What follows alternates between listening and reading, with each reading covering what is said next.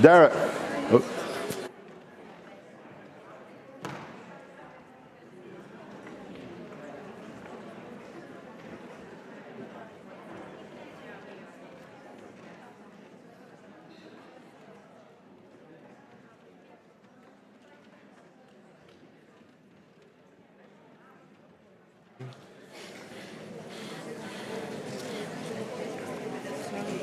Can I use this thing for Maite here? Maite? Yeah. Nice to meet you, Maite. Nice to meet you. Nice to meet you. It's a pleasure. Agustín me ha dicho. Okay. Can I get the paper from Maite?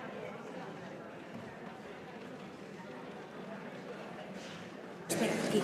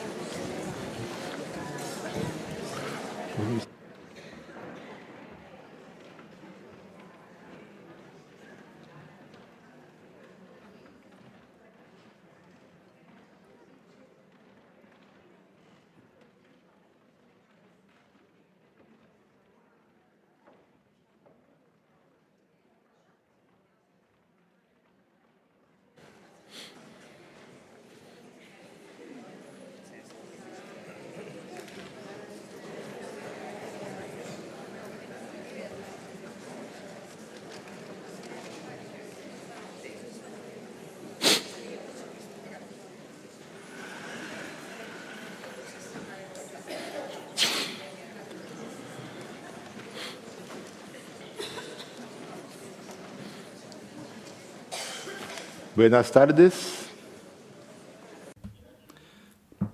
Arratsaldeon. Berriro, arratsaldeon. Espero dut denok ondo egotea, ni Alexandre da Silva naiz, adinekoen eskubideetarako idazkari nazionala Brasilen, Brasildik nator gainera, eta mainguru honetako moderatzailea izango naiz. Laugarren osoko bilkuran. Gaia parekoen arteko laguntza indartzea eta lankidetza da. Hemen dauzkagu mahaiko kideak batetik Kathleen Brasher, ikerlaria da, La Trobe Rural Health Schooldik dator, Australiatik, gero, Leandre Dal Ponte daukagu, Brasilgo Paranako estatuko diputatu federala, gero Maite Peña, Gipuzkoako Foru Aldundiko zaintza diputatua, Tara McGuigan, Irlandakoa,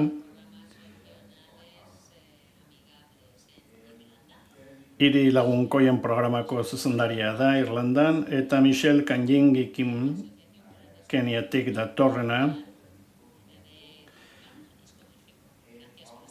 Jaliscotik dator, barkatu, eta Agustín Martínez Molina, Insersoko koordinatzailea.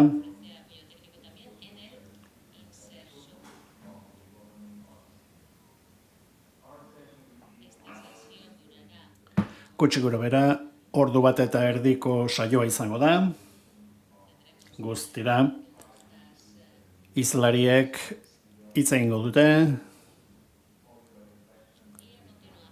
eta bukaeran, espero dut, galderetarako txanda egon ahalko dela.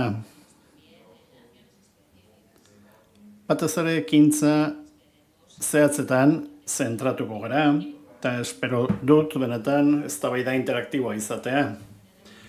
Horretarako, testuinguru globalari buruzko ikuspegi bat eman nahiko nuke, eta ondoren pasatuko diet hitza hizlariei. Gaur egun,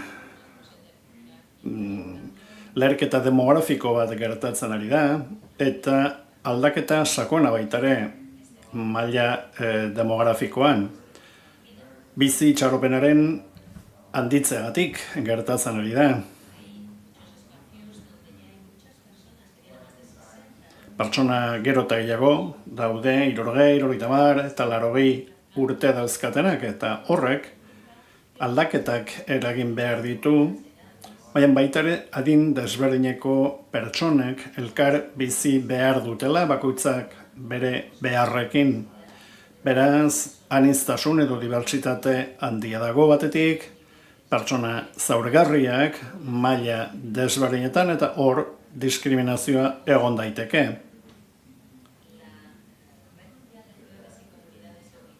Hiri lagunkoien sarean bildu gara, adineko pertsonek behar dituzten zerbitzuei buruz hitz egiteko, pertsona hauek modu osasungarrian zahartzen jarraitzeko.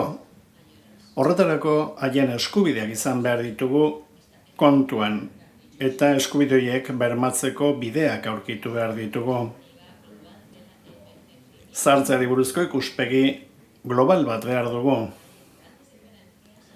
Desberdintasun handiak daude noski herrialde batetik bestera,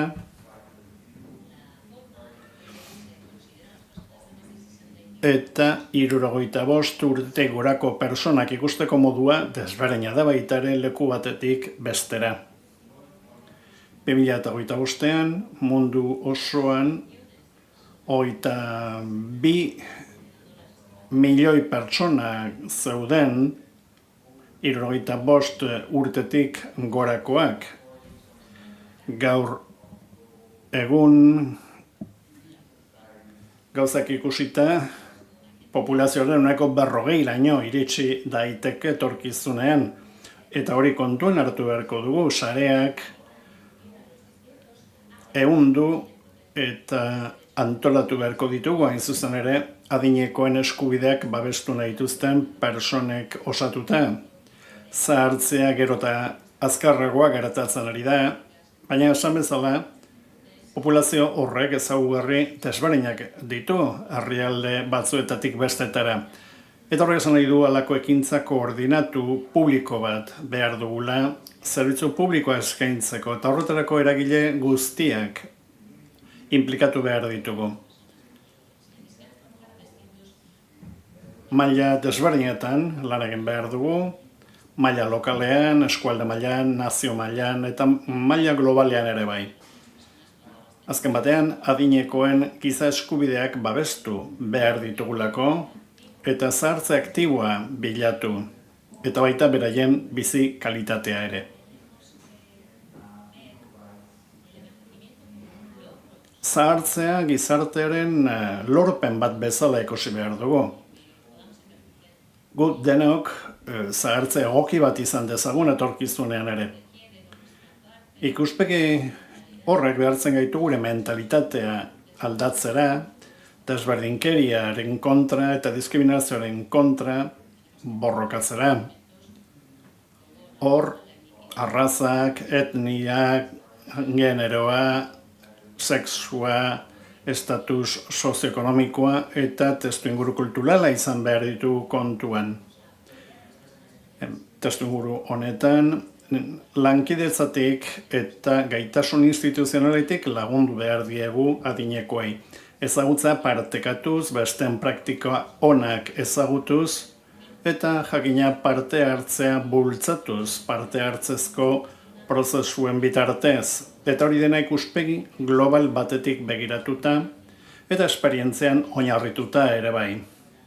Lankidetzaren alde apostu egin behar dugu, tresnak eta arauak martxan jarri, baita ebolakatarako tresnak ere egiten duguna neurtzeko, horrek guztiak lagunduko digu lan honetan, gizartearen parte hartzea bultzatzeko eta gure ekintzen iraunkortasuna ere bermatzeko. Laugarren osoko bilkura honetan, hain zuzen ere parekoen arteko laguntzara indartu beharra eta lankidetza jorratuko dugu, munduko hainbat lekutako esperientziak ezagutuz,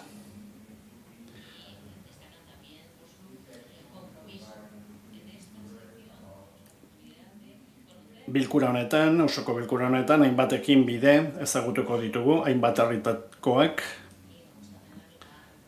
eta aukera ona edukiko dugu geure esperientziak partekatzeko ere. Australiatik, Brasildik, Euskal Herritik, Irlandatik, Mexikotik etorritako hizlariak ditugu. Beraz, munduko leku desberdinetatik etorritakoak. Nik espero dut osoko bilkura honek aukera emango digula pareen arteko laguntzari buruz gogoetatzeko, hain zuzen ere lankidetza hobetzeko eta erabakiak hartzeko prozesuak hobetzeko. Azken helburua izanik gure politikak hobetzea. Horretarako esperientziak partekatu behar ditugu. Testuinguru desberdinen ezaugarri desberdinak kontuan hartuz, baita gure berdintasunak ere baditugulako amankomuneko puntuak ere eta helburuak ere bai, adibidez, inklusioa eta etorkizuneko erronkei eta oraingoei ere ondo erantzuteko aukera. Goazen beraz hitz ematera eta hasiko gara Kathleen Brasherekin, Australiakoa. Eskerrik asko.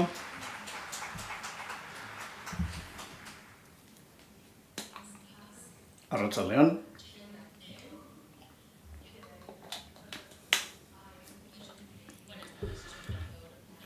Atsegin handia da niretzat hemen egotea, zuen aurrean, gure esperientziaz hitz egitera. Parekoen arteko laguntza eta lankidetza, benetan oso gauza garrantzitsua da gure helburuan. Hau ez da nire aurkezpena, Kathleen Brasher, mesedez.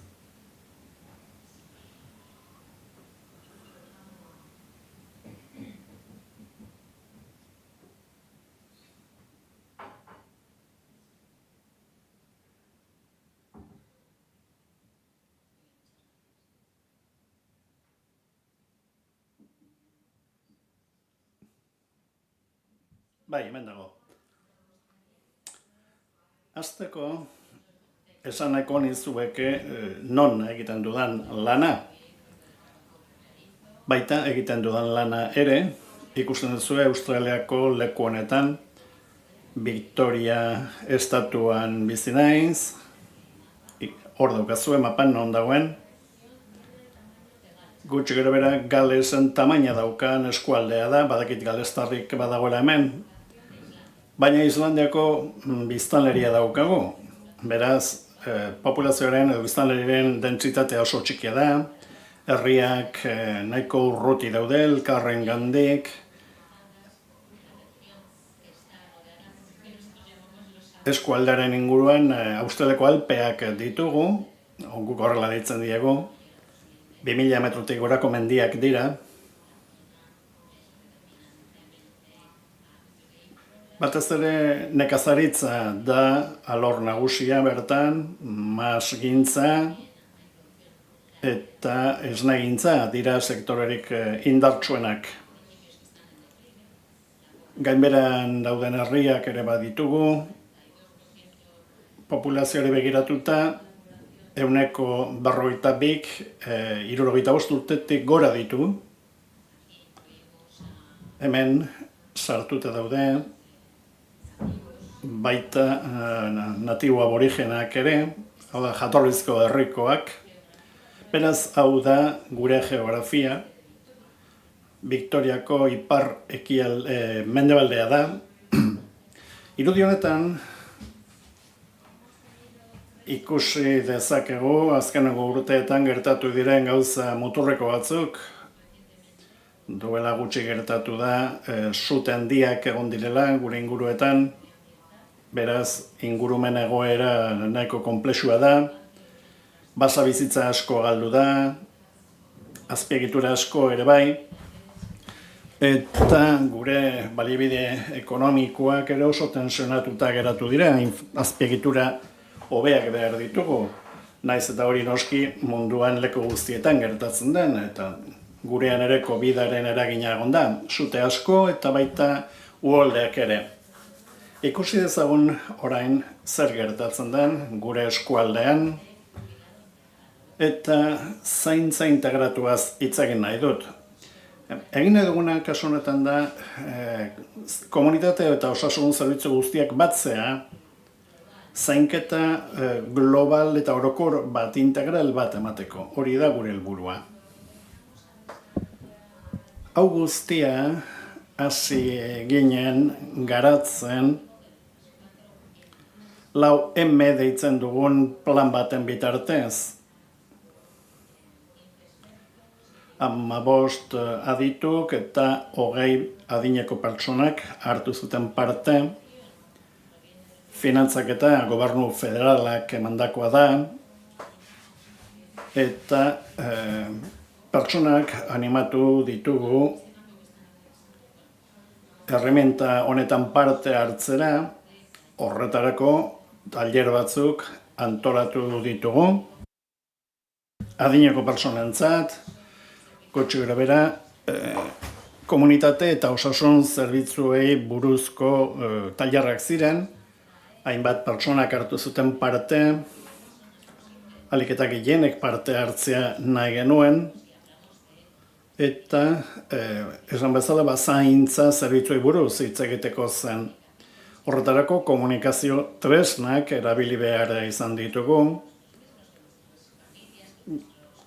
geure ingurukoekin, gure familiekin hitz egin ahal izateko, edo zerbitzu sozio-sanitarioak emate dituzten pertsonekin. Esan bezala, marko hau geratu dugu, estatuko gobernuaren finantzaketarekin, eta antolakunde filantropiko baten laguntzarekin ere bai. Horretarako, gure osasun zerbitzua dana erekin bakar batean dago, zerbitzu guztiak emateko,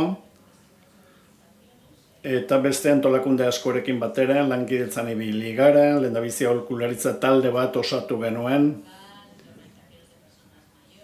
bertako biztanleriako ordezkariekin, adineko pertsonekin, pertsona banakoekin, baita jatorrizko biztanleen ordezkariekin ere, hau da, aborigineekin, eta saiatu ginen lan komun bat egiten komunitate guztia kontuan hartzeko. Lan konplexua izan da, gauza guztiak ez dute ondo funtzionatu, hori aitortu behar dut. Komunitateko zati batzuekin kontaktu askorik ez genuen eduki, eta arrakastak ere lortu ditugu, gauza batzuk oso ondo funtzionatu dute. Gauzak horrela, hobeto eta sakonago ulertu dugu gure komunitatea bera, eta baita komunitatea nola batu daitekeen helburu honi begira. Badugu web orri bat, nahi duzuen informazioa bertan aurkitzeko, eta nahi duzuen galderi erantzuteko prest naukazu, eskerrik asko.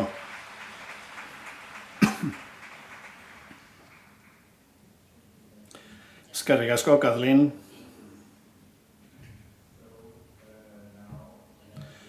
Ondo, orain Leandre Dal Ponteri emango diot hitza, esan bezala.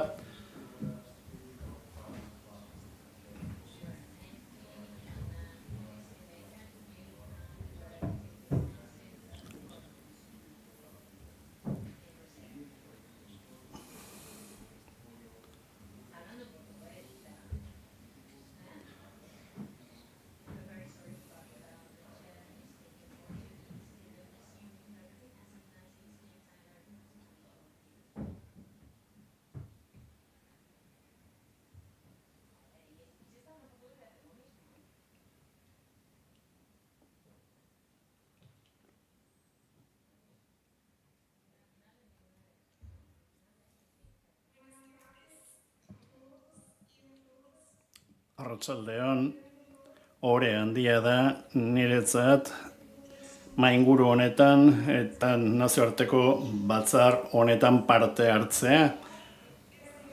Leandre Dal Ponte deitzen naiz, Brasilgo estatu diputate federala naiz, adinekoentzako politikako idazkaritza izan nintzen lehenengoa Paranako estatuan.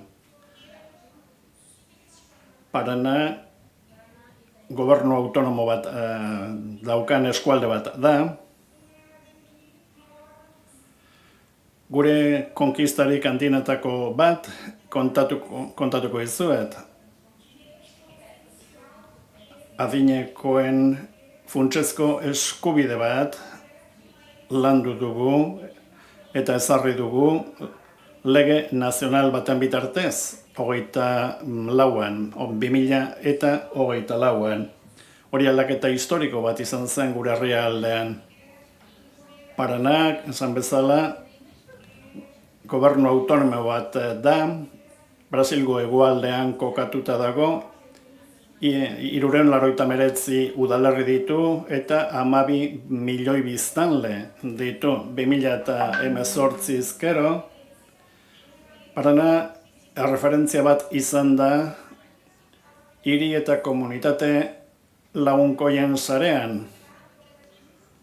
Parana agenda honetan konprometituta dauden hiri kopurua gehien daukan estatua da. 2025an OMS-ek edo Osasun Mundu Erakundeak adinekoen hiri lagunkoi edo eskualde lagunkoia titulu bat irabazi zuen. Gure adinekoen kopura begiratuta 1,8 milioi ditugu eta 80 gorakoak dira guztietatik 16%. 2027tik aurrera 60 urtetik gorako pertsona gehiago izango ditu 14 urtetik beherako umeak baino. Orduan, galdera berehala datorkigu. Prestatuta ote gaude hain denbora luzean bizitzeko? Prestatuta ote gaude pertsona horiek zaintzeko? Parana da Brasilgo estatu bakarra adinekoentzako politikak dituen egitura bat daukana. Egitura honek 3 ardatz nagusi ditu: egiten duena, ordaintzen duena eta kontrolatzen duena. Estatuko idazkaritza bat daukagu, finantzak eta funtsa da dirua ematen duena. Estatuak udalerriei ematen dizkie funtsak, adineko pertsonen eskubideak kontrolatzen ditu, eta udalerri guztiek badute funts bat eta udal kontseilu bat edo batzar bat adinekoentzat.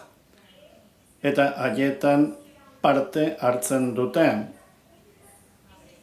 Politika publikoek finantzaketa behar dute. Azkenengo 4 urteetan, 16 milioi dolar baino gehiago bideratu dira Paranan adinekoentzako pertsonen batzar hauetarako eta ekintzetarako. Beste 39 milioi gehiago daude eraikinak, zentro komunitarioak, eguneko zentroak eta egoitzak zaharberritzeko. Azkenengo 4 urte hauetan lege marko bat sortu dugu, aitzindaria, Brasilen. Hemen ikusi dezakezue. Nik batez ere azpimarratu nahiko nuke adineko pertsonentzako araudia eta familietako zaindarientzako laguntzak. Lege estatal baten bitartez, Paranako programa bat ipini zuen martxan, estatuaren politika bihurtuz. Oinarri horretatik abiatuta, 3 ardatzetan zentratu ginen batetik adinekoentzako zaintza, familien indartzea, hirietako prestakuntza, horrek begirada bat ematen du zahartze aktibo eta osasungarri baterako. Gure programa erabat lerrokaturik dago, homek adinekoen lagunkoiak diren hirietarako 8 helburuekin. Baina pauso bat gehiago eman nahi izan dugu. Ardatz estrategiko berri bat sartu dugu, zaintza hain zuzen ere. Zahartzearen aurrean pentsatzen dugu ez dela aski hiriak prestatzea beharrezkoa da, bermatzea, adineko pertsonen zaintza, batez ere mendekotasun egoeran daudenean, eta laguntza eman haien zaintzaileei. Horregatik, arreta sare bat garatu dugu, famili zaintzaileen erregistro bat ere bai, eta diru laguntza bat ere familiei laguntzeko. Beraz zaintza erronka handi bat da, baita berrikuntza handi bat politika publikoen kasuan 21. menderako. Orduan, gure erronka nagusia da estrategia hau lurralde osora eramatea eta batez ere pertsonak bizi diren lekuetara eramatea. Horregatik estatuko gobernua asko laguntzen ematen ari zaie udalerriei, programa hau guztia martxan jartzen, lehendabizi diagnostiko bat egiten da adinekoen ezagutza edukitzeko, zaurgarritasun mailaren arabera sailkatuz eta berraien beharren arabera ere. Informazio horrekin, udalerri bakoitzak ekintza plan bat egiten du, 8 ardatzetan oinarrituta, gehi zaintzaren ardatzean oinarrituta, gida praktiko bat ere ipini dugu martxan, hau guztia implementatzeko, eta pizgarri handi bat ere badago. Udalerri ziurtatuek lehentasuna edukiko duten baliabideak eskuratzeko eta inbertsioak egiteko.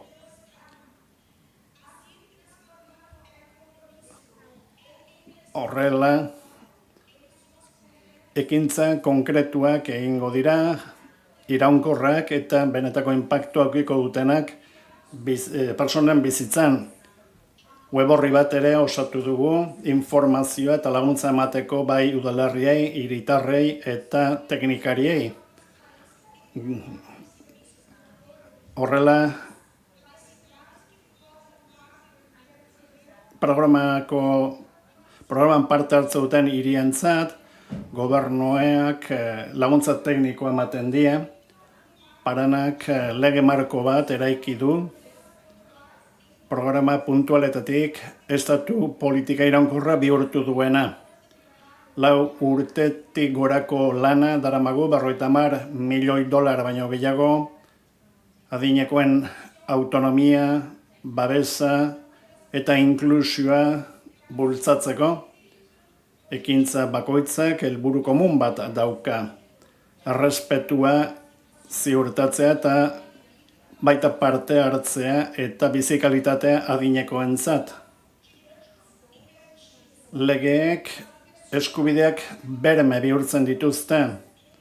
Inbertsioen bitartez politikak errealitate bihurtzen ditu. Eskerrik asko.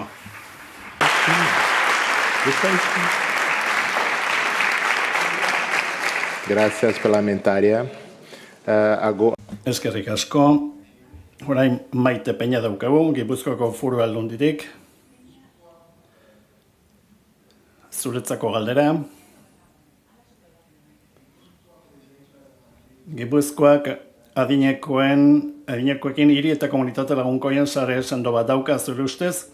Zein faktore dira funtsezkoak adinekoei, erakunde komunitarioei eta tokiko eta nazioko gobernuei zuzenduteko tokiko gizarte zerbitzuen arteko lankidetza indartzeko eta aldi berean adinekoen kudeaketa parte hartzailea bermatzeko?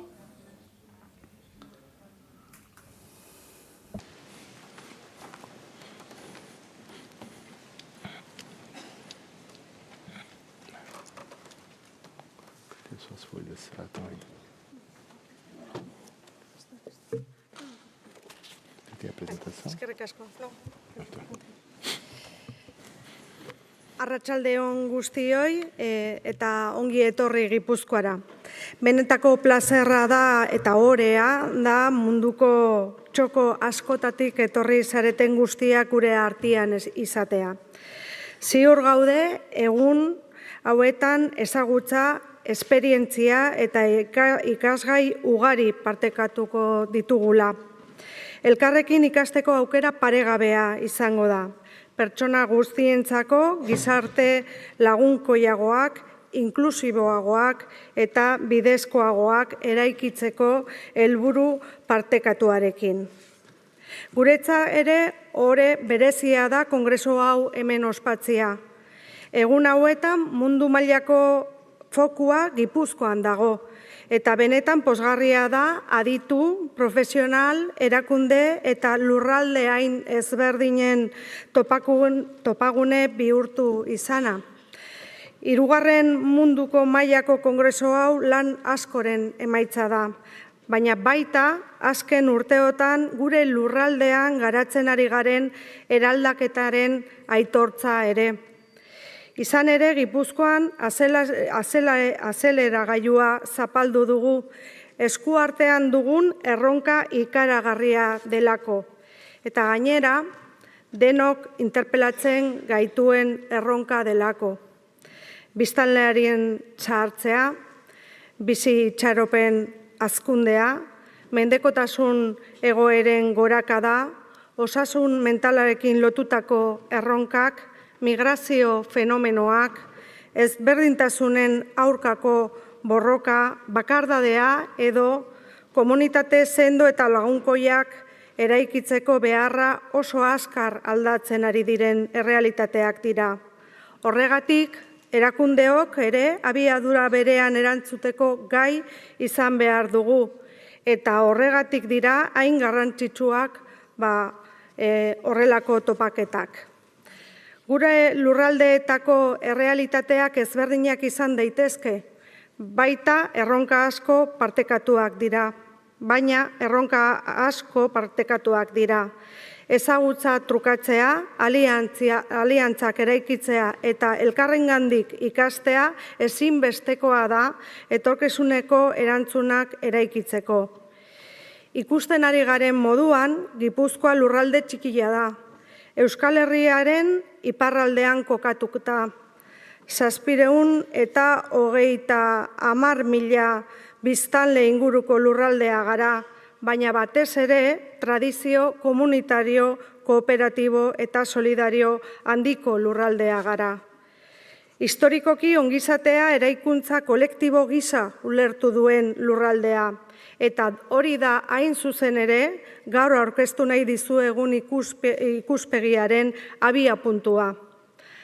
Azken urteotan zainketen eta gizarte politiken eraldaketa sakona abiatu dugu. Ez dugu soilik baliabide gehiago sortu nahi. Ez dugu soilik zerbitzu gehiago eskaini nahi.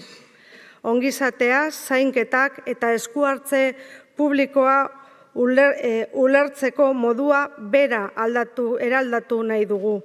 Horixe da gure Agenda 2030-en funtsa.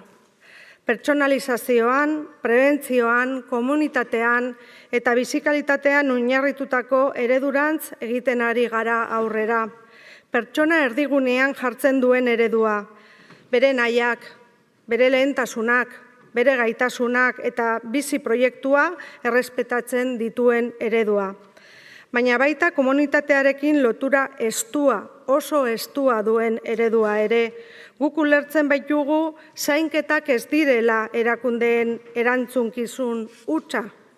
Administrazio publikoek, profesionalek, hirugarren sektore sozialak, familiek eta komunitateak partekatzen duten konpromisoa dira.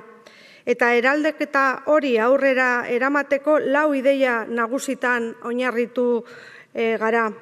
Lehenengoa, lankidetzazko gobernantza.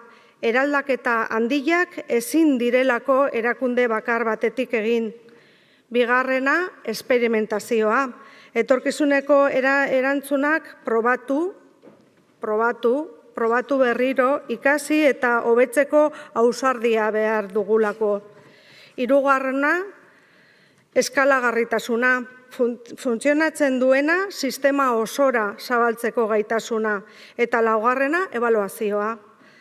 Zer dabilen ondo, zer hobetu behar dugun eta zer eragin sortzen ari garen jakiteko. Azken batian, Gipuzkoako eredua pertsonan, ongizate integralean, komunitatean eta berrikuntzan oinarritutako eredua da. Barrura begiratzen duen eredua da, gure herri eta auzoetako beharrei adi dagoena, baina baita kanpora begiratzen duen eredua ere, munduarekin konektatuta dagoena. Azken urteotan, harreman sare sendoak eraiki ditugu Europako munduko hainbat lurraldeekin. Lisboa, Dublin, Viena, Malta, Danimarka, Belgika, Singapur, Tailandia edo Madril bezalako tokiekin esperientziak partekatu ditugu. Eta datozen egunetan, sare horiek zabaltzen jarraituko dugu. Izan ere, eskuartean dugun erronka handiegia da bakarrik erantzuteko. Horregatik gaurko plenarioaren izenburua ezin da egokiagoa izan. Elkarren arteko babesa eta lankidentza indartzea. Asko ari gara ikasten egun hauetan, baina ziur nago, halaber, zuek ere Gipuzkoan egiten ari garen lanaren berri emango duzuela zuen lurraldeetara. Azken batian guztiok helburu bera partekatzen dugu. Gero eta gehiago bizi gara, eta gero eta hobeto bizi nahi dugu. Pertsona guztientzako lagunkoiak diren hiri eta komunitateetan. Belaunaldien arteko lotura sustatzen dituzten ingurunetan, eta pertsona bakoitzak bere bizi proiektua duintasunez garatu ahal izango duen gizarteetan.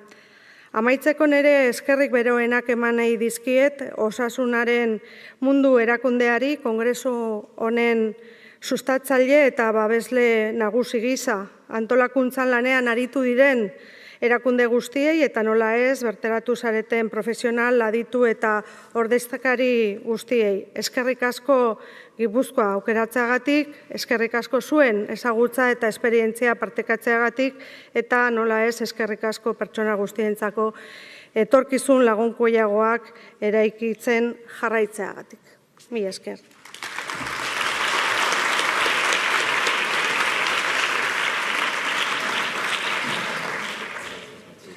Gracias. Gracias, Maite.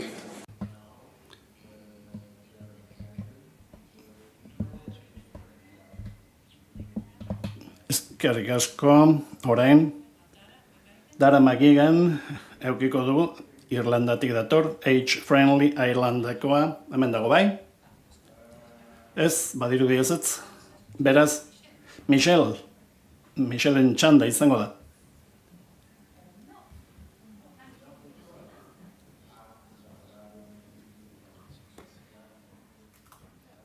Comunitária através de DIF, del Comitê Técnico, del Conselho Cidadano de Cidade Amigável e de programas orientados à la mejora de los bairros e de la calidad de vida de las personas mayores.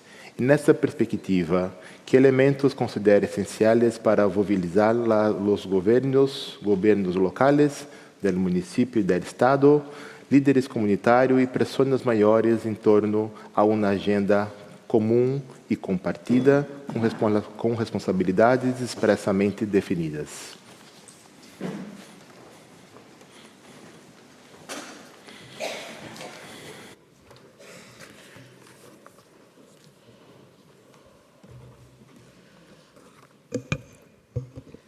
Buenas tardes a todas y a todos. Muchísimas gracias por... Arratsaldean, eskerrik asko hemen egoteagatik, eta nire lankide guztia ere bai, niri tokatzen zait hitz egitea. Egiten dugunan lan guztiaren atzean, ekipo handi bat egoten da baitare, eta berai ere eskerrak eman behar dizkiegu. bideo bat ipiniko izuet, hasteko. Ipiniko dugu, mesedez? De calidad al alcance de las personas mayores, con servicios de cardiología, odontología y podología, con una unidad de rehabilitación con servicios de recuperación posquirúrgica, rehabilitación cerebrovascular y terapia por lesiones musculoesqueléticas. Y porque sabemos que la diversión es clave para una vida sana, también contamos con actividades recreativas como cachibol, básquetbol, billar, lotería, dominó, ajedrez y zumba.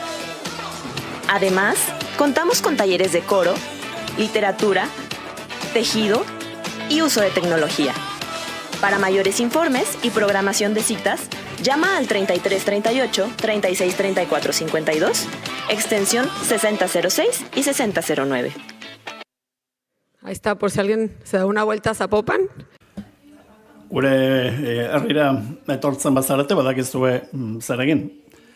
Bueno, pixka bat, Zapopan herriari buruz hitz egingo dizuet, Mexikon gaude, Jalisco estatuan. Adinekoekin lagunkoiak diren hirien sareko kideak gara, 2018 azkero. Lehendabiziko hiria izan ginen Mexikon zuzen ere.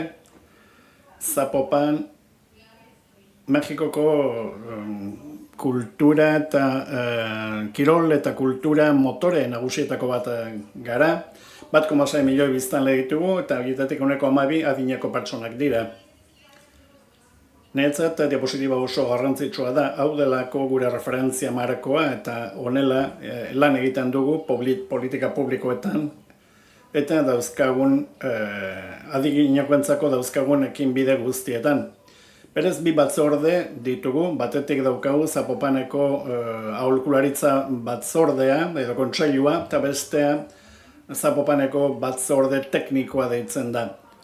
Lehendabizikoan akademia, unibertsitateak daude, gizarte zibilak eta noski adinekoak beraiek, adineko pertsonak. Batzorde teknikoan aldiz, funtzionario publikoek parte hartzen duten, gobernu ordezkatuta dago eta gobernu alor bakoitzeko ordezkari bat dago. Eta badago beste elementu bat garrantzitsua, baina gehiegitan aipatu ez dena eta da, Zapopanen 86 klub komunitario osatu ditugula. Oda, Zapopan osoan 86 talde dauzkagu, gutxi gura bere, bakoitza 50 adineko daude. Beraz, sare garrantzitsu bat da, astean behin edo bitan elkartzen dira, elkarrekin egoteko, elkarri entzuteko, batzuetan negarre egiteko, baina baita beraien poza partekatzeko ere eta laguntza sare garrantzitsu bat osatzen dute. Eta beste gauza garrantzitsu bat guztietan lider komunitario bat dagoela, norbaitek kudeatzen du, norbaitek lan egiten du laguntzak aurkitzeko, gaixorik dagoenari bisita egiteko, gaizki dagoenari laguntzeko, eta lider horiek azken batean dira zubi bat klubetan gertatzen denaren eta gobernuan gaudenon artean parte hartzeko tresna hauetan rol eta konpromiso konkretuak daude. Aholkularitza kontseiluak eta batzordeak noski beren konpromiso daukate eta baita klub bakoitzak ere. Gauzarik baliotsuena da batez ere entzute aktiboa egiten dugula lurraldean. Adibidez, ni bi batzordeetan buru naiz eta nire lana ez da bakarrik haiek elkartzea, nire lana da lana egitea. Horretarako klub horietako bakoitza bisitatzen dut, beraiekin arrosarioa errezatzen dut, beraien ospakizunetan parte hartzen dut, beraiekin jolasten dut, lotarian jokatzen dugu, eta beraien eskabideak entzuten ditugut baita. Azken batean haiek bizi direlako hiria. Eta azkenik hiria egia da zahartzen ari dela beraiekin batera. Ezin dugu itxaroten egon, erabakiak mahai baten atzean noiz hartuko. Erabaki horiek batzuk edo besteak izan, benetan adinekoin lagunkoiak izan nahi bali badugu, batez ere adinekoi entzun behar diegu, haiek direlako gure begiak udalerrian. Beraz, nire lana oso sinplea da, bereiekin jolasten jartzea, eta norbait entzutea begira, argirik ez daukagu, hiru farolak ez dute funtzionatzen dute, eta nik informazio hori batzorde teknikoari pasatzen diot. Edo kejatzen zaizkit, sarlekuak ez daudela ondo, eta beraz konpondu behar direla, edo gurpilaulkia ezin dela sartu ez dakit non, ordan nik eskabide hori pasatzen diot dagokionari. Segurtasun arazoak, edo hainbat arazo konpontzeko, ez dakit nongo errepidean ezin delako pasatu, eta, bueno, hor gauzak kudeatu egiten ditugu. Beraz, hori da egiten dugun lana, oso lan simplea, entzun egiten diegu, nola bizi duten beraien hiria, eta zer egin behar dugun. Beraz, hori ikuspegi partekatu bat da hiriari buruz, eta baita hiriarekin zer egin nahi dugun. Orain, adinekoaren zentro metropolitano aurkeztu nahi dizuet, zemamen inbertsio handi bat egin da, eta berritu egin dugu guztiz, oso leku polita da, oso duina, berdegune askorekin, kirolguneekin, usteot ikusi duzuela, 78 jarduera eramaten ditugu, denbora guztien gauza desberdinak egiten dira, 4 zerbitzu esparru daude, osasuna eta autozaintza, aktibazioa eta garapena, integrazio komunitarioa, eta beste esparru bat oso garrantzitsua, eta da adinekoen eskubideak babestu eta bultzatzeko esparrua.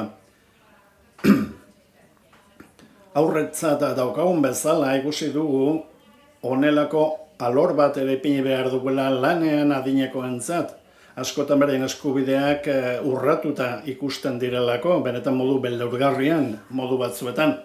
Zemamen 400 pertsonatik goraren bizita izaten dugu egunero.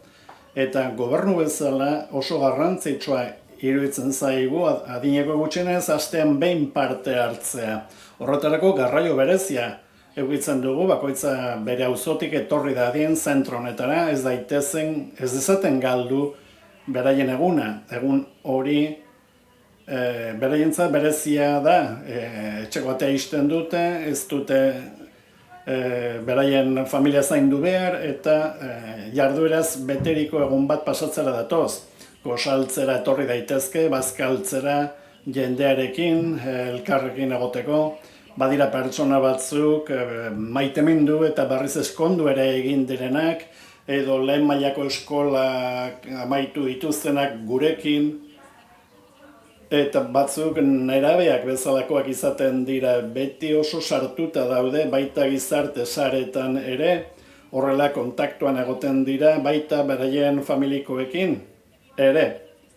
Azpiegituraren aldetik, esan beharra dago, badagoela osasun klaster garrantzitsu bat, erabileran hitzartarako kantxak, auditorio bat, jolas aretoak, jantokia, eta beste berritasun bat da podcast batzuk egiten hasiko garela.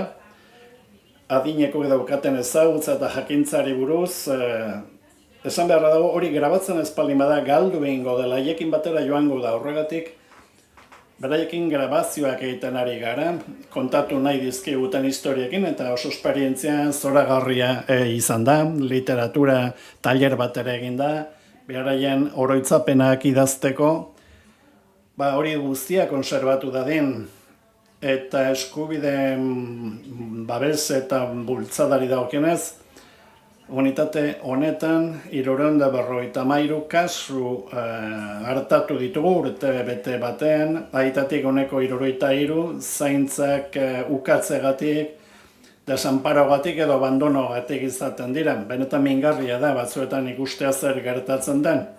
Familiek batzutan ez daukatelako modurik adinekoak zaintzeko. Eta honelako desanparo egoerak edo babesgabezia egoerak gertatzen dira. Horrelakoetan, aholkularitza juridiko ematen diegu, laguntza asistentzialak ematen dizkiegu, testamentu holografoak egiteko lanean laguntzen diegu, beren testigantzak jasotzen ditugu eta batzuetan abandonoak eta desanparo gertatzen direnean esku hartzen dugu. Lan honen zati bat ere psikohezkuntza familiarra da, hau da, laguntza sareak bilatzen ditugu, lagundu nahi diegu antolatzen, ikusteko nor egon daitekeen goizean, nor arratsaldean. Batzutan jendeak ez daukalako bere burua antolatzeko modurik eta aholkularitza bat eskaintzen zaienean aldaketa handiak gertatu daitezke familia hoietan eta eguneroko bizitzan. Bestalde, balorazio psikogerontologikoak egiten ditugu, kudeaketa emozionala ere bai, eta batzuetan atseden etxeetara eramaten ditugu. Hori da, Zapopanen egiten duguna, gonbidatuta zaudete, Jaliskora eta Zapopanera etortzera, eta horrela ikusiko duzue, hobeto, nolako bizi kalitatea daukaten gure adinekoek. Eskerrik asko.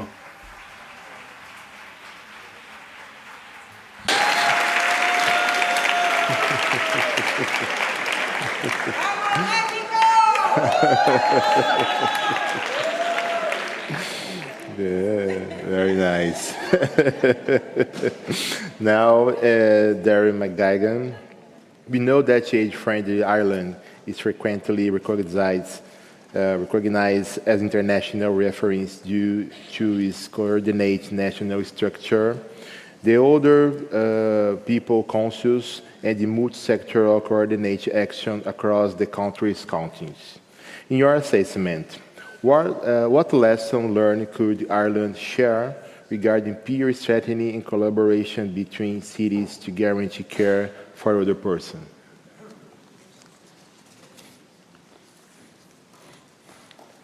Okay. Buenas tardes a todos. Good evening, ladies and gentlemen.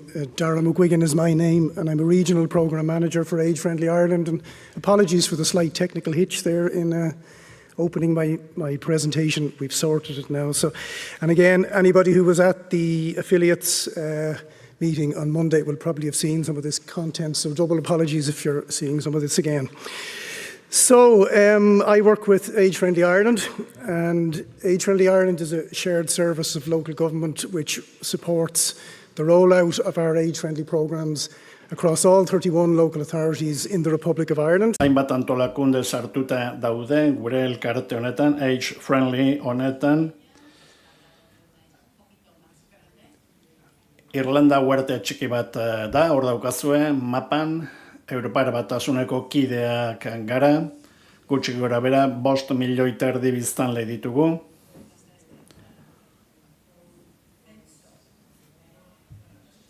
Eta gutxi gora bera, gure biztanleren 1,6 60 urtetik gora ditu. Eta aurre ikuspenen arabera, kopuru hori bikoiztu egingo da datozen urteotan. Eta behar bada biderkatu ere egin daiteke etorkizunean. Beraz, zein zerbitzu eskaintzen ditugu? Zerbitzu partekatuak eskaintzen ditugu. Horrek esan nahi du, adibidez, badugu udalerri bat, herrialde osoko zerbitzuak koordinatzen dituena. Hor Arrosan dago, ezkerreko mapan, eta esan bezala zerbitzu guztiak koordinatzen ditu. Gaur egun 4 programa ditugu indarrean, programa nagusia, komunitate lagunkoiena da, 2009-tik gaude lanean, programa hau udalerri guztietan garatzen da, beste bat etxebizitzarekin zerikusia du, adinekoentzako etxebizitza lagunkoia deitzen dugu, programa tekniko bat ere badaukagu, prestakuntza ematen diena, hirigileei, arkitektuei, eta badugu beste programa bat komunikazioari garrantzi ematen diona, edo komunikazioaz arduratzen dena. Ez gara zerbitzu zentralizatu bat partekatua baizik. Ikusten duzu bezala, herrialdea 6 eskualde desberdinetan banatuta dago. Ni kolore horian dagoen zati horretan nago lanean, 8 udalerrirekin nabil lanean, baina baitare lankidetzan aritzen naiz beste eskualdeetak lan egiten duten lankideekin. Eta nire lan esparru nagusia da nazioarteko elkartrukea hain zuzen ere, nire lanaren barruan sartzen da sare globalaren barruan egotea Age Friendly Island ordezkatuz. Beraz, pentsatu dut gaur arratsaldean batez ere ikusi dezakegula nolako ibilbidea egin dugun Irlandan azkenengo urteotan. Atzo Kalatxe doktoreak esan zuen 25 hirik parte hartu zutela jatorrizko ikerlanean, hiri horietako bat nire hiria izan zen. Hasierako ikerlan nagusi horretan parte hartu genuen, hasteko, pixka bat geroago, Aging Well Network izeneko elkarte bat osatu genuen, ondo zahartzeko sarea deitzen da. Konterri batekin hasi ginen, 2009an, konterririk txikiena Irlandan, eta pixkanaka zabalduz joan da programa hau gure nazio osoko 31 konderrietara edo probintzietara. Sare globalarekin lankidetzan lan egin dugu eta hiri lagunkoien lehen kongresua gure herrian egin zen, Dublinen hain zuzen ere, eta 2003an Dublingo adierazpena argitaratu genuen hain zuzen ere, 2014an Age Friendly Island izeneko antolakunde osatu genuen, eta geroago 2017an programa horiek eta egitura horiek gure herrialde osora zabalduta zeuden eta zerbitzu partekatua osatu zen. Goiko eskuineko aldean daukazue argazki bat, bertan Irlanda aitortu zen edo jaso zuen sareko lehen herrialde izendapena, guretzat harro egoteko moduko zerbait da, gure lorpenak garrantzitsuak dira, baina aitortzen dugu sareko bestekideen lorpenak ere oso garrantzitsuak direla. Denbora gutxi daukat eta ezin naiz xehetasun gehiegitan sartu, baina bai erakutsi nahi zuet zer egiten dugun. Hainbat herritan lehendabizi pandemia eta gero gu bisitatzera etorri diren pertsonak, Finlandiatik, Australiatik, Norvegiatik, Portugaldik, Australia oso urruti dago, baina joan den urtean etorri ziren bisita egitera. Eta beste herrialde batzuk bisitatzera joateko ere eskatzen digute, haien gandik ere eskatzeko. Eta hemen bisitatu ditugun herrialdetako batzuk, azkenengo 5 urte hauetan bisitatu ditugunak. Duela gutxi nire lankide bat munduko batzarrera joan zen, gure esperientzia ezagutzera emateko. Batzuetan aurkezpenak egiten ditugu, beste batzuetan laguntza ematera joaten gara gure bazkide desberdinei. Eta ezin garenean joan presentzialki, ez daukagu arazorik laguntza internet bitartez emateko, online adibidez, gure adibidez harramenak osatzeko edo eraikitzeko orduan, batez ere kide berriak sartzen direnean, sarean, denok hobeto lan egin ahal izateko. Baliabidei dagokienez, baliabide guztiak gure web orrian dauzkazue, hor daukazue web orria, baita Sare Zabalaren web orria ere bai, hainbat argitalpen ditugu baita ere, beko estandean ale batzuk topatu ditzakezue. Adibide bat emango dizuet ikusteko nolako jarduerak egiten ditugun. Joan den urtean, adibidez, Zapopaneko email bat jaso genuen, eta nik eta kudeatzaile nazionalak Doloresekin hitz egin genuen, Zapopanekoarekin, eta badakit duela gutxi estrategia bat atera dutela eta zorionak eta ondo bidean gauzak ondo joan daitezela espero dut. Amaitzeko, esango dut, Irlandako esperientzia oso positiboa izan dela eta espero dugu lanean jarraitu alizatea denok elkarrekin eta aldugun laguntza ematea beste kideei helburu komun baterantz lan egin alizateko eta mundu lagunkoiago bat lortzeko adineko personekin. Eskerrik asko. Thank you, Dara. Agora, Agustín Martínez Molina. Agustín Martínez Molina daukagu orain, insolsokoa.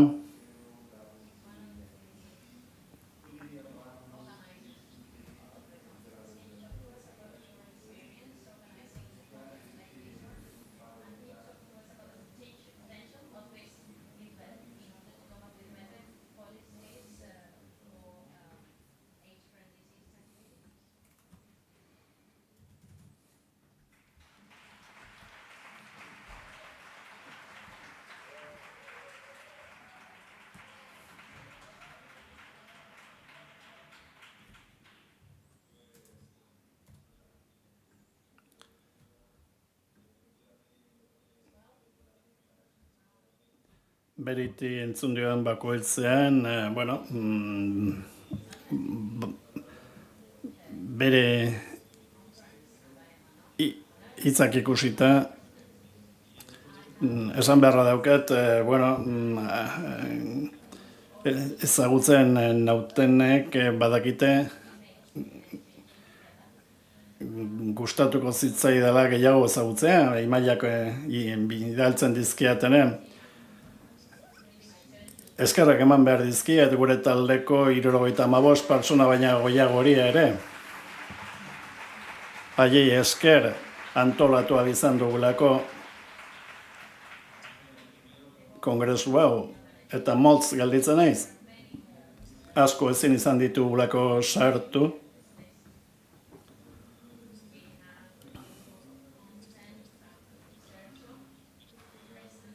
Hor daude asko, Begoña, Patxi, batzorde zientifikokoak, beraz zerrenda luzea da, denbora asko inbertitu dugu gauzak alik eta hobekien ateratzeko.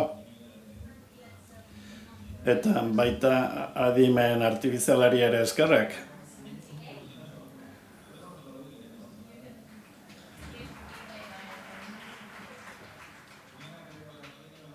Ez dit kaferik eskatu, ez dit atsedenik eskatu.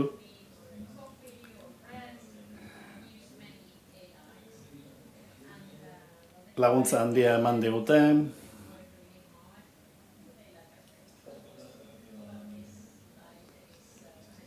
Adimen artifizialari eskatu dio diapositiboa hau, hain zuzen ere, jakiteko nolako lana eman diegun. Galderari erantzunez, zer ikasi dugu, nazioarteko batzar honetarako ohitura askorik ere ez geneukan, ez maila akademikoen ere,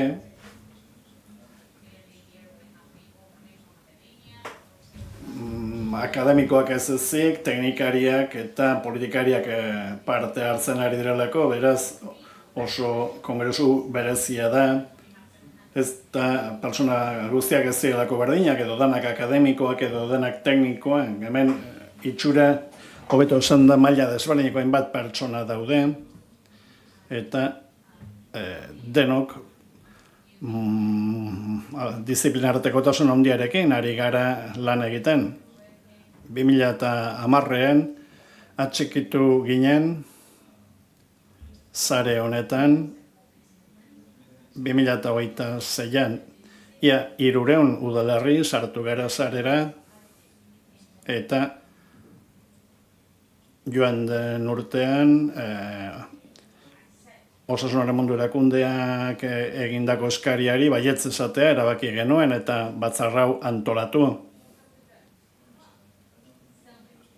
Ordan, Omeren 8 domeinuen barruan, lanean hasi behar izan dugu, eta nire ikuspegitik eta Madrilgo Unibertsitatean lan egiten dut,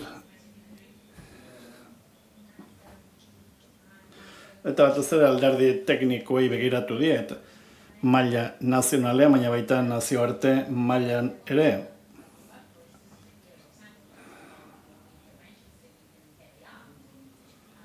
Horrela, leku askotan egiten ari diren oso ekintza onak, profesional onak ezagutu ditut. Adibidez, ebaluazioak egiten direnean, maila handitzea lortu dutenak. Badude hainbat ebaluazio proposamen ezagunena behar bada hauxe daukazue. Den Haagiko Unibertsitateko erreminta hau da, Omeren 8 domeinoak ebaluatzen dituzte, eta espezifikoki beste bat sartzen dute ekonomiarena hain zuzen ere.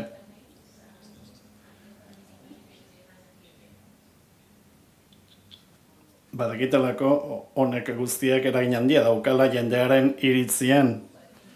Lankidetzan gaude, beste hainbat elkarterekin, eta erreminta batez ere munduan golosa joian zabalduta daude, baina ez hainbeste Espainian eta beste herrialde batzuetan, horregatik lankidetzan hasi gara. Noski Espainian dauden beste unibertsitateekin, Euskal Herrian adibidez, euskera edo katalana edo gallego hitz egiten den unibertsitateekin ere bai, Omeren 8 domeinoak ebaluatzeko.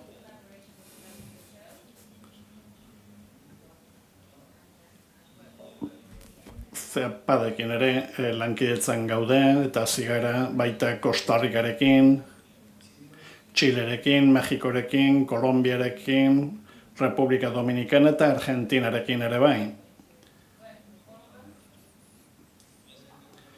Zein da gure erronkarik nagusiena datozen urtei begira? Batez ere funtsak bildu behar ditugu, ebaluazioak egin ahal izateko. Horrela, konparatu ahalko ditugu leku desberdinetako ebaluaketak. Eta baita leku batgarrekoak denboran zehar, pertsonen ahotsa jasoz, udalen agendak ere jasoz, informazioa emanez ikertzaileei, haiek behar duten zorroztasunarekin, eta politika publikoak bultzatu. Horretarako plataforma bat garatzen ari gara, 2 urteko lana eramango digu eta partekatuko dugu nahi duten guztiekin. Bai hiritarrek, bai udalerriek, bai ikertzaileek eta administrazio publikoek erabili ahal dezaten beraien interesen arabera. Proba pare bat egin ditugu, datuekin, ikusteko nola funtzionatzen duen, eta hemen ezkerretara ikusi dezakezue nola kategorizatu diren jendeari egin dizkiogun galderak. Halako adostasun bat badago, Omeren 8 domenioen eta jaso ditugun datuen artean, baina ez ere bat jendearen kasuan pixkat ekonomikoa da. Batez ere galdetzen digunan zer den bideragarritasuna. Ikusten ari gara, jendari honetaz galdatzen diogunean, 8 domeinuetan baino gehiago 6 edo taldekartzen dira, eta batzuetan gain egiturak osatzen dira, 3 domeinutara bilduz. Aspektu materialak, interakzio personalekoak eta zerbitzuak. Hau da, egin ditzakeun galderak gehienak 3 kategoria horietan sailkatzen dira. Badira modelo psikologiko batzuk, marketingera bideratuak, inklusioari buruz, adibidez, nolako kalitatea ikusten da adibidez hotel batean, eta nahiko bat datoz, hiri baten lagunkoitasunari buruz galdetzen diogunean erantzuten dutenarekin. Zer ikusten ari gara? Ez bakarrik deskribatu dezakegula nolako maila daukan domeinu bakoitzak baina baitare harremanak ezarri 8 domeinuen eta beste aldagai batzuen artean. Horan galdera bat daukat zuentzat, dola gutxi kalkulatu dugu. Omeren 8 domeinu horietatik, zein uste duzue dagoela lotuago gobernantza pertsibituarekin. Hau da, udala zer moduz erortzen zaigun. Etxe bizitza alorrean, garraio alorrean, berdin da. Edo zerbitzu sozialak, edo parte hartze zibikoa, komunikazioa, espazio publikoak. Erantzuna emango dizuet. Gehien erlazionatzen dena zein den esango dizuet. Udal gobernantzarekin batez ere lotzen dira zerbitzu sozialak, 30%. Hau da, jendearen iritzian 30% aipatzen dute kalitatea, gobernantzaren kalitatearekin uztartzen dute. Hau da, nik behar dudan laguntza jasotzen dut, nik nahi dudan zerbitzua jasotzen dut, behar dituen zerbitzu sozialak jasotzen ditut, hau dira galdera tipikoak, jendeari egiten zaizkionak. Baina baita komunikazioaren esparruan ere, eta honek atentzioa deitzen du pixka bat. Hemen bi galdera bakarrik daudelako, eta ikasi beharko genuke galdera hauek zer esaten diguten. Bueno, erraz ulertzen da, idatzita dagoena, eta ondo irakurtzeko moduko tamaina batean irakurri dezaket. Hau da, irakurtarraza da, ordan 30%ak lotzen dute gobernantza ona komunikazioarekin. Niri atentzioa deitu dit. Bakartasunari buruz gauza berbera esan liteke. Hemen inmeserson badaude ordezkari batzuk, honetan lan egiten dutenak, eta askotan esaten dugu, asko hitz egiten da bakartasunaz, baina oso gutxitan kuantifikatzen da. Horak galdera, zein dimentsio, zein domeinu lotzen da gehiago bakartasunarekin? Zerbait materialagoa izango da, zerbait pertsonalagoa, zerbitzuak izango dira. Ez, errespetua da. Eta bi galdera besterik ez ditut ipini hemen.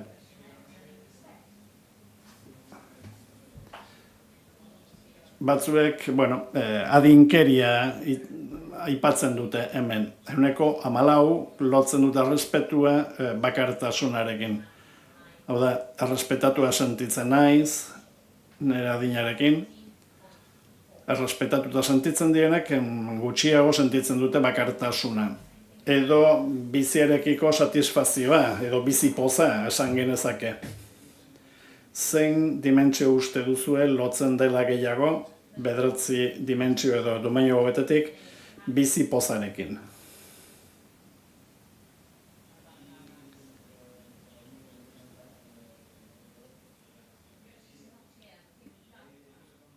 Bi dira, berez. Bata, ekonomia da. Hau da, bizitzeko beharradina diru, baldin badukat bizi poza sentitzen dut. Edo, 30% horrela erantzuten dute. Hau datu egiten diren ikerlanek, horrek ez du esan nahi beste aldagairik ez dagoenik, baina esan nahi du oso garrantzitsua dela. Eta parte hartze zibikoa, hemen daukazue, ia 20% erantzuten dute. Garrantzia duela, parte hartze zibikoa bizi pozarekin. Hau da, belaunaldien arteko elkar eragina izatea. Edo gizartearen barruan balio dudan pertsona naizela sentitzea.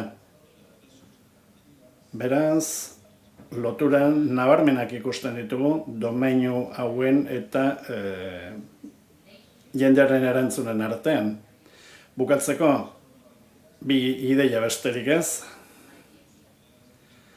Hiriak ez direla bakarrik adreiluz eraikitzen, errespetuz parte hartzearekin eta zaintzarekin eraikitzen dira baita ere. Eta ez ditugu hiriak bakarrik neurtu behar, aruntzago joan behar du, batzuetan oso iritzi hotza ematen digutelako datuek. Garrantzitsua da, hiriek nola zaintzen dituzten pertsonak. Eskerrik asko.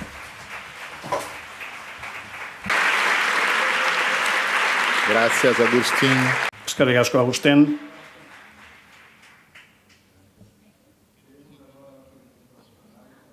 Orain, galdera bat daukat.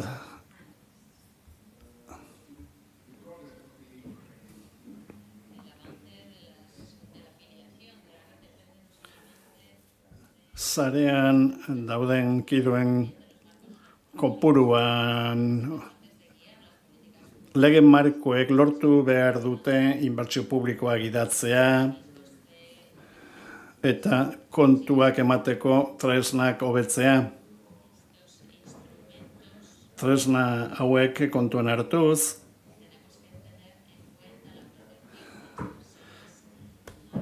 adineko pertsonen babesa sartu behar dugu jokoan. Hau guztia kontuan izan da, ze iritzi daukazue adinekoen giza eskubideak bermatzeko. Zein dira tresnarik nagusienak?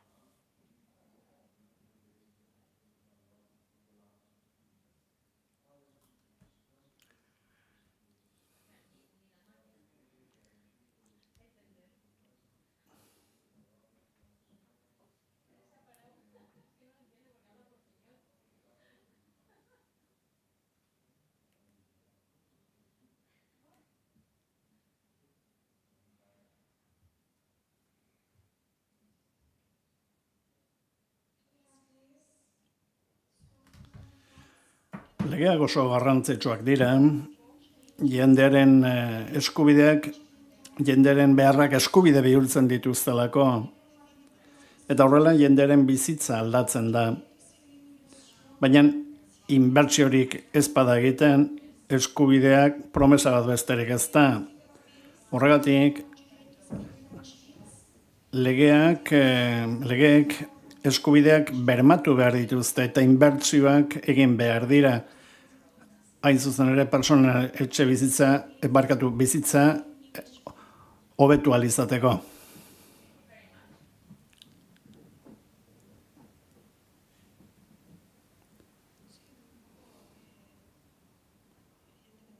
Bai, ados nago horrekin. Legeek bermatu egiten dituzte jendearen eskubideak, baina inbertsio publikorik ez badago, ez dago eskubiderik, ez dago ezer. Egia da, ikusten ari naiz nolako euskal erakunde desberdinak gauden hemen, eta aurrekontuei begiratzen badiegu, batez ere politika sozialetara esan dezakegu 50% bideratzen dugula, beraz, esango nuke inbertsio maila garrantzitsua egiten dugula hemen. Ez dut uste ala ere nahikoa denik, ez dut uste nahikoa izango denik datorkigun erronkari aurre egin ahal izateko. Noski legeek eskubideak bermatu egiten dituzte, eta aurrera jarraitu behar dugu lan horretan.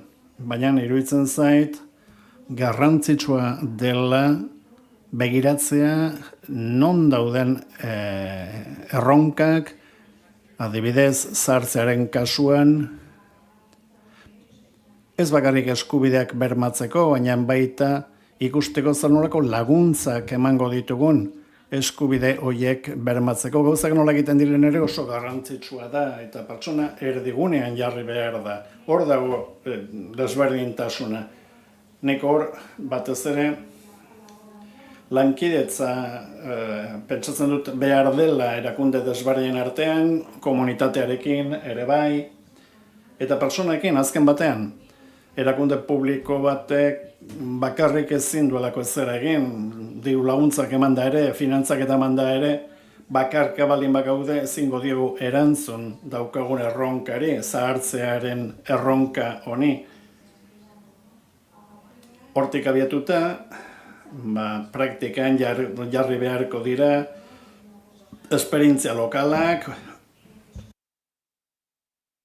beti hurbiletik oso baliotsuak direlako, gero ebaluatu behar dira, eta gero esportatu eta eskubide bihurtu, lege bihurtu baita ere, eta mentalitate legislatibo ireki bat eduki behar du gizartean gertatzen ari diren aldaketen aurrean ikusteko nola bermatu nahi ditugun eskubide horiek. Eskerrik asko, Maite. Guztiz ados nago aurreko bi hizlariekin. Eta uste dut gainera dena eskutik doala. Aleginak egin daitezkela leku askotatik, baina azkenik ez badago lege bat, gauzak arautzeko, behar bat egiten dugun guztia pasakorra izango da. Gu zerbitzu publikoan gauden bitartean, kluba hor dagoen bitartean, ez palin badago marko legal bat, belaunaldi guztia aukera emango diena marko horretan sartzeko, orduan alperrik, eta aurrekontuarena ere oso garrantzitsua da. Gure arrakastaren gakoan, neurri handi batean, hori izan da. Aurrekontu eskuzabal, xamarra, ipini dugulako martxan, jendaren gana iritsi alizateko, beraien beharrak asetu alizateko, zerbitzu asko ipini berba dira martxan, dirua behar da, ezin da ezer martxan jarri espalin badago dirurik helburu horietarako. Akademiaren gana jo dezakegu, edo zerbitzu sozialak egite dituzten voluntarioen gana jo dezakegu, baina gobernuaren laguntza ekonomikoa ez badago, dena aldi baterako bakarrik izango da, eta ez da iritsiko leku guztietara. Bai, noski diputatuak behar dira, gai hau seriotan hartuko dutenak, lege bihurtu izateko. Batzutan, badirudi adinekoen agenda ez dagoela top bostean edo esaten den bezala. Beraz, beharrezkoa da, gai honetan ere lidergoak garatzea. Eskubideen kontuan esango nuke gaur egun ikusten ari garen bezala,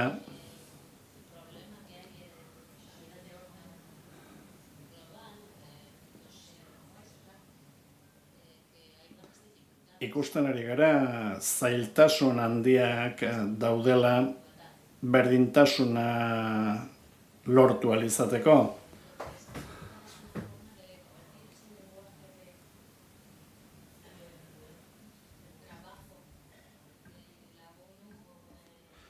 Homeren lana erabili behar dugu historiak partekatzeko, gure komunitateekin hitz egiteko, ikus dezaten hizkuntza horretatik ateratzen dugula zelai praktikoa. Eguneroko bizitzan gauza praktikoak egin ahal izateko. Nik uste dut mundu lagunkoi baten alde ari garela lanean, baina pertsona guztientzat, pertsona guztien eskubideak babesteko, mundu guztiak eduki behar duelako toki bat bere bizitzan, bere komunitatean, eguneroko bizitzan. Lan horren guztiaren zimentarriak ipiltzen ari gara eta hortan legeak oso baliozkoak dira, noski.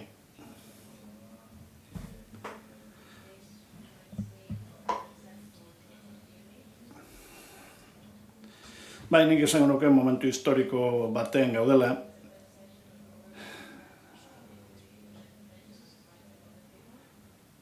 Goratu behar dugun Genevan, uztailean egingo dela lehendabiziko konbentzio bat adineko pertsonen eskubidei buruz. Eta segurena hor, kongresu honetatik ateratako ezagutza guztia eramango dugula beretara. Eskerrik asko. Galdera baterako, uste dut tarte bat daukagula.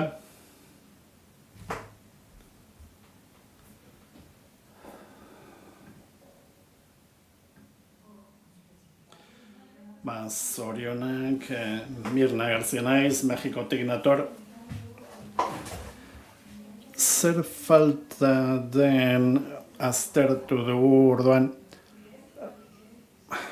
Nik esan nuke, zahartasun desberdinak daudela eta behar da horretaz ez dugula hitz egin eta ikusi behar da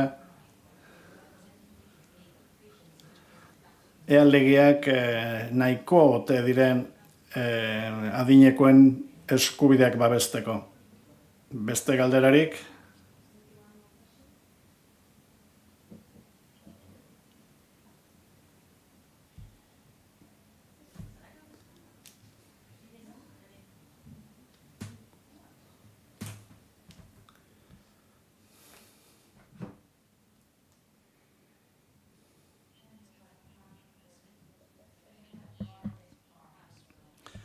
Oso historio inspiratzaileak partekatu dituzue, gauza asko apuntatu ditut. Eta ez dakit norbaitek etorri nahi duen Katlinek bota duen erronkari heldu. Hau da, zer egiten dugu defraudatuta sentitzen garenean. Porroten bati buruz hitz egin dezakezue, adibideren bat eman dezakezue.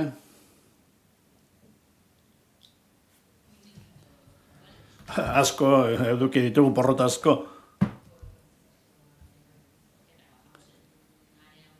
Oso area zabalean lan egiten dugu, gauza asko ez dauzkaten komunitatekin lan egiten dugu. Hori bai, resilientzia handia daukate, konexio personal ugari dauzkate, orain ospitale batean lan egiten duen batentzat. Laguntzeko modu bat ere bada, irabazi asmorik gabeko antolakundekin lan egiten dugu baita ere. Nik esan nuke tentsio handi bat dagoela finantzak eta beharraren eta dauzkagun lorpenen artean. Unibertsitatean ebaluatzen da egiten dugun lana.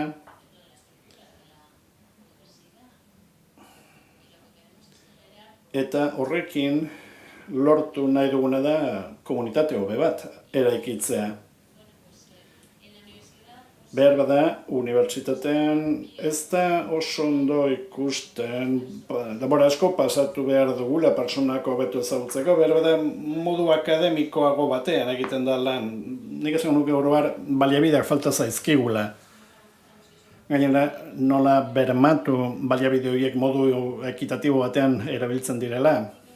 Nik ikasi dut, irekiagoa izaten, etorkorragoa izaten, komunitateak nola egokitzen diren ikustean beraien beharren arabera.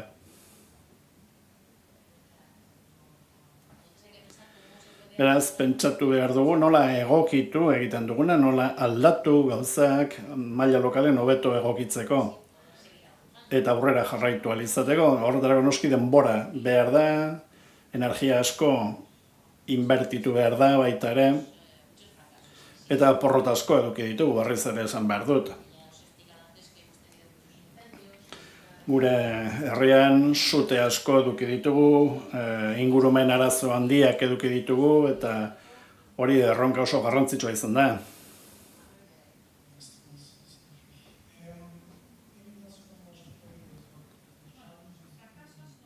Nik ezagit porrotak, baina erronkak bai ditugu asko. Erronka asko eduki ditugu adibidez, inertzia mantentzeko, programaren indarra erekin mantentzeko. Gobernuarena da, eta leku guztietan bezala, baditu momentu honak eta ezain onak. Baina beti ere maila lokalean bultzatu behar ditugu, dauzkaten programak beti, eta maila lokalean liderrak aurkitu behar ditugu, motorrak bilatu behar ditugu maila lokalean. Badauzkagu kudeatzaile regionalak eta pertsona batzuk beluga nazionalen lanean, baina pertsona horien rola da zubigintza lan egitea maila desberdinen artean. Dauzkagun egiturei begiratuta, Age Friendly Irlandan, 4 langile izatetik 150 baino gehiago izatera pasatu gara, Irlanda osoan. 3 programa desberdinetan lanean gainera. Eta ez beti ondo enkajatzen direnak. Planteatu behar izan dugu nola komunikatzen garen hiriekin. Eta egiten ari garen gauzetako bat, maila regionalean da, saiatzea 3 programa horiek batzen, modu regular batean urtero, esperientziak trukatu izateko, batzuk besten gandik ikasi izateko, batzuk beste lagundu izateko. Baitare, ikerketan lan egiten dugu, unibertsitatearekin batera. Hori egin beharra geneukan, batzeuelako beharra jakiteko nola erabili lortzen ditugun ezagutza guztiak, maila lokalean.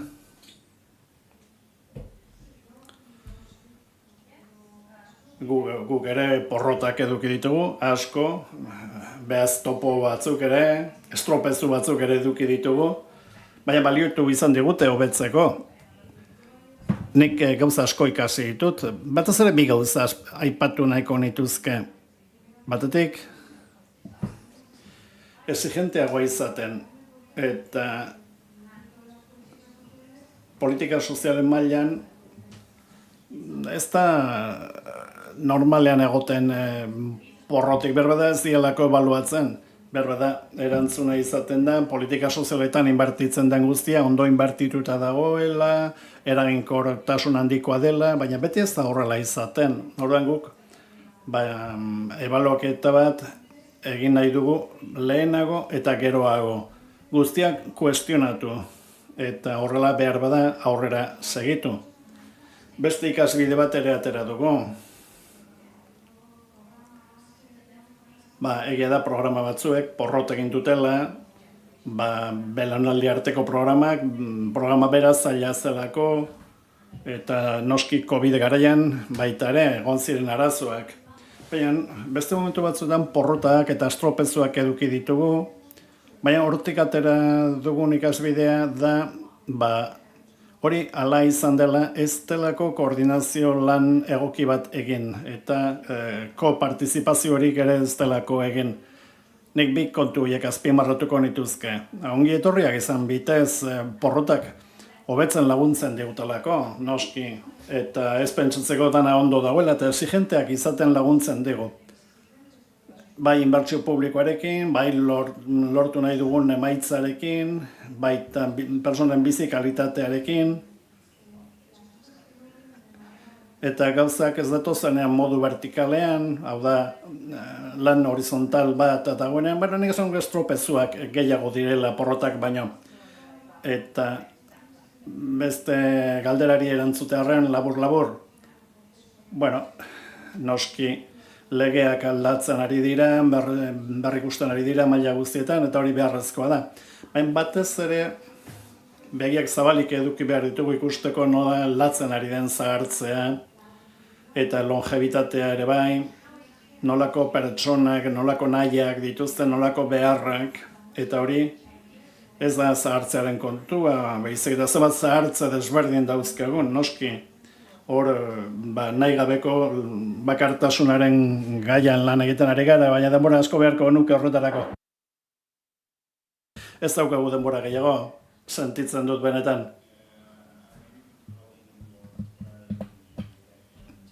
Eskerrik asko guztiei, oso interesgarria izan da, zuen ekarpena. Eskerrik asko izlariei eta entzulei, honekin amaitutzat ematen dugu, eskerrik asko.